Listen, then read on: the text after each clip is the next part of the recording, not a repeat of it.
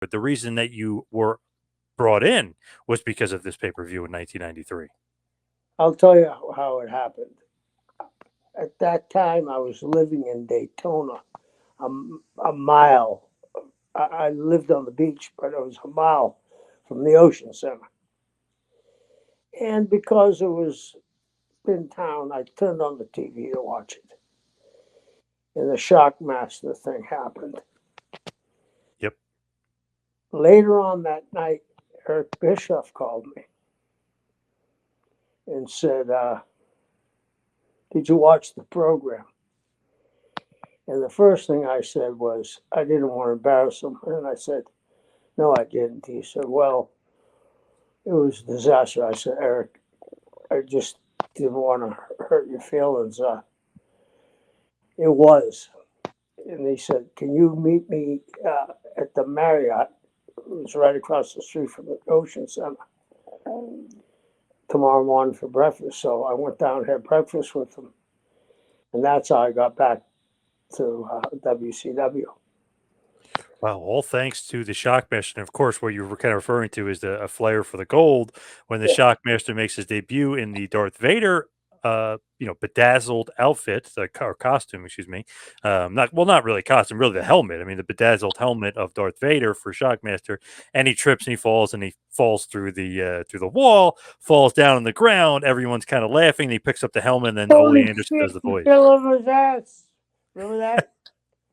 You know what we're Yes. talking about? Yeah. Bulldog, you picked it up? Yep. Yeah. What did you think when you saw it, though? Because I mean, obviously you're trying to be nice to Bishop, but you saw it. I mean, that was awful. Okay. He's a super guy, Tugboat. Super guy. Did, and I heard the rest of the story. Do you know why it happened? No. They had done it a couple of times before the show. Somebody, in their infinite wisdom, put a 2x4 across the bottom without telling him. Do you know what I mean? Yeah. Wow. So obviously he's got the helmet on. I wouldn't be able to see it, and he's Yeah, going to trip. yeah. So it wasn't his fault for being clumsy. It was their fault. So, but nobody wants to take that kind of mistake and blame themselves. But it wasn't his fault. It was not his fault.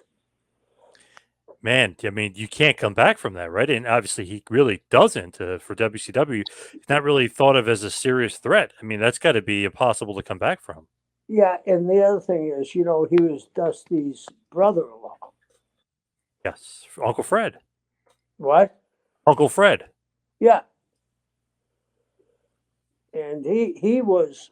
I remember when he started in Texas, and we had seen clips of him when I was in Florida.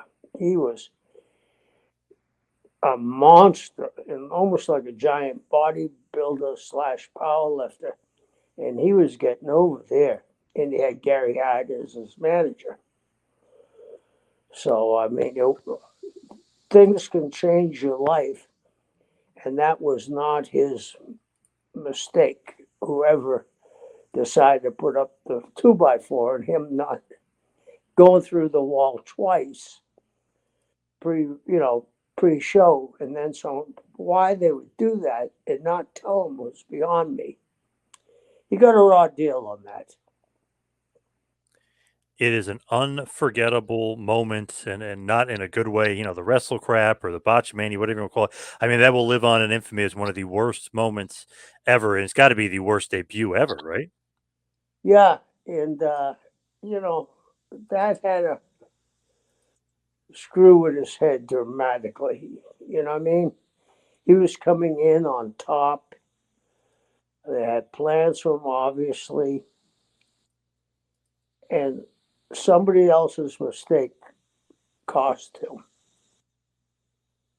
When you look at that, and he's obviously, not really ready to fall through the wall there. He's ready to make an impactful debut. He's ready to be a part of Fall Brawl War Games. He's going to be on Sting's team. I mean, there's a lot of um, important things that are about to happen, or leading to happen, if you will, like with this debut. It's going to be somebody that's going to be put in the main event scene.